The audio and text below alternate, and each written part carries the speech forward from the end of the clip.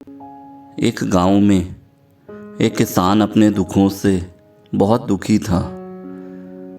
तो उस किसान को किसी ने बताया कि तुम अपने दुखों के समाधान के लिए गौतम बुद्ध की शरण में जाओ। वो तुम्हारे दुखों का समाधान ज़रूर कर देंगे। यह सुनकर वे किसान बुद्ध की शरण में चल पड़ा। वह किसान अनेक मुश्किलों का सामना कर रहा था। उसे लगा कि बुद्ध उसे कठिनाइयों से निकाल लेंगे और उसे कोई उपाय ज़रूर बताएंगे जिससे कि वह अपनी परेशानियों से बाहर आ सके। वह बुद्ध के पास पहुंचा और उसने बुद्ध को कहा कि मैं किसान हूँ और मुझे खेती करना अच्छा लगता है, लेकिन कभी भी वर्षा ठीक से नहीं होती और मेरी फसल बर्बाद हो जाती है।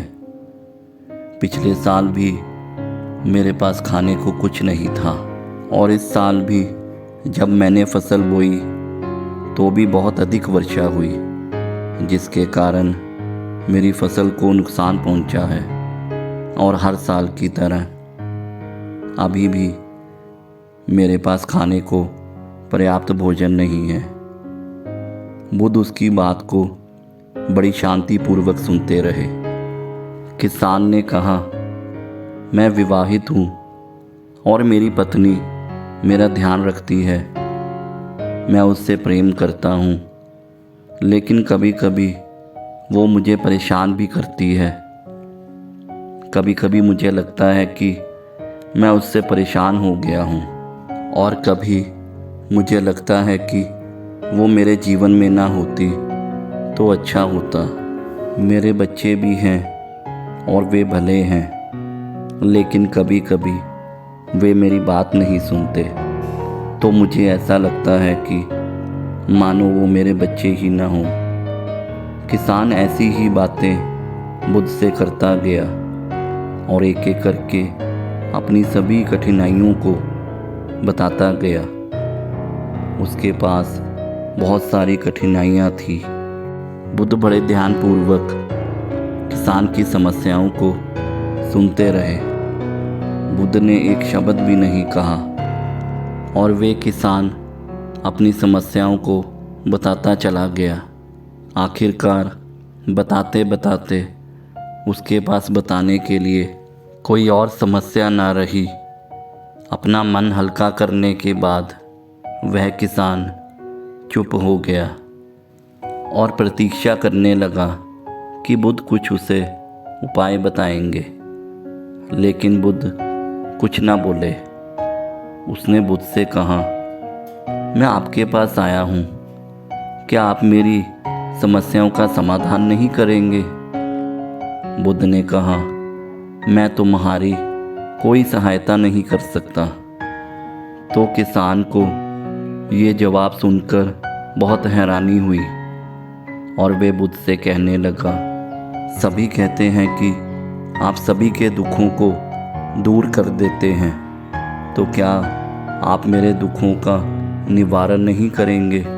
क्योंकि मैं एक गरीब किसान हूँ।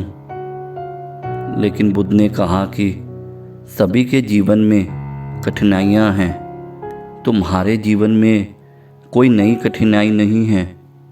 ये कठिनाइयाँ तो सभी के जीवन में आती जाती हैं। कभी मनुष्य दुखी होता है तो कभी मनुष्य सुखी होता है। कभी उसे पराये अपने लगते हैं तो कभी उसे अपने भी पराये लगते हैं। ये जीवन चक्र है, इससे कोई नहीं निकल सकता। असल में हमारे सभी के जीवन में 83 कठिनाइयाँ हैं और यहाँ उपस्थित हर व्यक्ति का जीवन समस्याओं से घिरा हुआ है। तुम इन 83 समस्याओं का समाधान नहीं कर सकते और मैं भी तुम्हारी इन समस्याओं का समाधान नहीं कर सकता।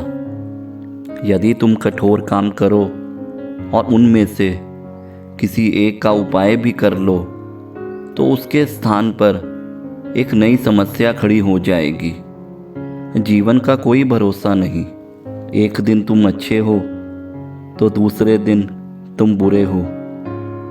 एक दिन यह जीवन चक्र तुम्हें छोड़ देगा और तुम यहाँ से चले जाओगे। जीवन का कोई भरोसा नहीं है।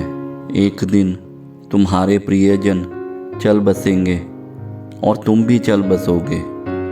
समस्याएं वैसी की वैसी ही बनी रहेंगी। आज भी वैसी ही समस्याएं हैं जैसी कि कुछ साल पहले थी या हज़ारों साल पहले थी। और इन तरह समस्याओं का कोई भी कुछ नहीं कर सकता। किसान इतना सुनकर थोड़ा दुखी और क्रोधित हो गया और बोला कि सब कहते हैं कि आप महात्मा हो और लोगों के दुखों का निवारण करते हो, और मैं यहाँ इसी आस पे आया था कि आप मेरी कुछ सहायता करोगे। अगर आप मेरी समस्याओं का समाधान ही नहीं कर सकते तो मेरा यहाँ आना ही व्यर्थ हुआ। सभी लोग झूठ बोलते हैं। आप सभी की समस्याओं का समाधान करते हैं। आपने तो मेरी एक भी समस्या का समाधान नहीं किया। आपसे भले तो वो महात्मा हैं जो मेरे घर 2 वर्ष पहले आए थे। उन्होंने मुझसे यज्ञ करवाया, दान दक्षिणा ली और मेरे मन को अपार शांति मिली और कुछ समय के लिए सुख भी आया और दुख भी कम हुए। लेकिन आपने तो मेरे किसी भी समस्या का समाधान ही नहीं किया। आपने तो सीधा मुझे मना ही कर दिया। बुद्ध बहुत शांतिपूर्वक उस किसान की बातें सुनते रहे। तो फिर बुद्ध ने कहा कि क्या वो तुम्हारे सब करने से तुम्हारे सभी दुख समाप्त हो चुके हैं? क्या तुम आज उनसे भी अधिक दुखों में नहीं पड़े हुए हो? ये दुख कभी भी समाप्त नहीं होने वाले हैं। किसान ने कहा, तो क्या अब मैं ये मान लूँ कि आप मेरी किसी समस्या का हल नहीं निकाल सकते? यदि आप इतनी छोटी छोटी बातों का उपाय नहीं निकाल सकते तो आपकी शिक्षाएं किस काम की हैं? बुद्ध ने कहा, मैं तुम्हारी 83 समस्याओं का तो समाधान नहीं कर सकता, लेकिन मैं तुम्हारी 84वीं समस्या का समाधान कर सकता हूँ। किसान ने अचंभित होकर कहा, 84वीं समस्या?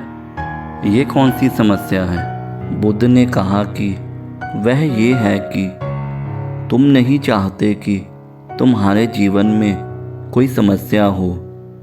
इसी समस्या के कारण ही सारी समस्याओं का जन्म हुआ है। यदि तुम ये सोचते हो कि तुम इस संसार में सबसे ज़्यादा दुखी हो और तुम्हारे जितना कोई और दुखी नहीं है, तो तुम अपने आसपास देखो कि जितने लोग तुम्हारे आसपास हैं, क्या वो तुमसे कम दुखी हैं? तुम्हें अपना दुख सबसे बड़ा लगता है और तुम्हारे आसपास रहने वालों को अपना दुख सबसे बड़ा लगता है। इस दुनिया में सभी को अपना दुख बड़ा लगता है, चाहे दुख बड़ा हो या छोटा हो। लेकिन वो जिसके साथ घट रहा होता है उसके लिए वो बड़ा ही होता है। हम कभी किसी की समस्याओं के बारे में विचार नहीं करते। बहुत दूर के लोगों के बारे में तो हम विचार बिल्कुल नहीं करते, लेकिन यदि कोई संबंधी हो तो हम उसके बारे में थोड़ा विचार कर भी लेते हैं। अगर बात हम पर आ जाए तो हम विचलित हो जाते हैं। जीवन में कोई समस्या ना होने पर या सुख होने पर हम दूसरों को उपदेश देते हैं और कहते हैं कि तुम क्यों इतना दुख करते हो। दुख आते हैं और जाते हैं, लेकिन जब यही घटना हमारे जीवन में घटती है तो हमें ये बात समझ में नहीं आती और हम अपने दुखों से दुखी होते रहते हैं।